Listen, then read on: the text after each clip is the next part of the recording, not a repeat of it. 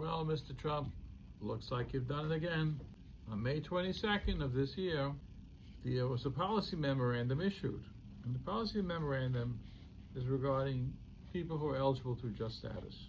So, according to this policy memorandum, claimed that adjustment of status is a matter of discretion, an administrative grace, and something considered to be of extraordinary relief. Well, just for your information, adjustment of status has been in the books for many, many years, and thousands, if not millions, of people have adjusted status in the United States who lawfully filed their applications here.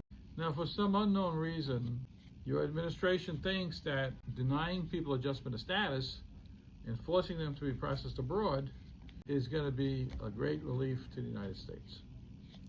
That is one of the biggest mistakes that could possibly be made.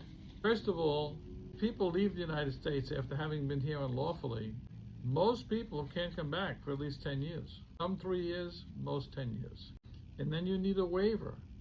And in order to get a waiver of that 10 years, you need a qualifying relative. And the qualifying relative can only be a spouse or a parent who's a resident or citizen of the United States. So, for example, if your child who's a U.S. citizen, and perhaps even in the military, 21 years old, files for you, and you have to go overseas, well, it looks like you're not coming back to be with your family for at least 10 years because they don't have a qualifying relative to allow them to come back. You have to allow people to adjust status. You raise the filing fees, your administration, to over $3,000 for people to adjust status. That's an outrage.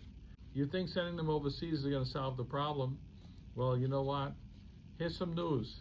The consulates overseas, U.S. consulates, are not interested in processing people for immigrant visas if they can adjust status in the United States, because the cost and resources they need to do so is astronomical. You did that many years ago, it didn't work, and that's why Congress allowed people to adjust status in the United States. So whoever is inspected and admitted or inspected and paroled into the United States is allowed to adjust status in the United States.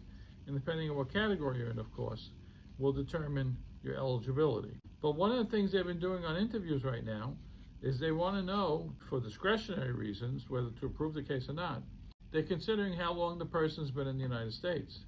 They asked them, why didn't they leave the United States when their visas expired?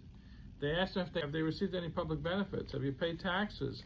Have you do any community service, volunteered your time in a church or community organizations? And have you ever been arrested and convicted?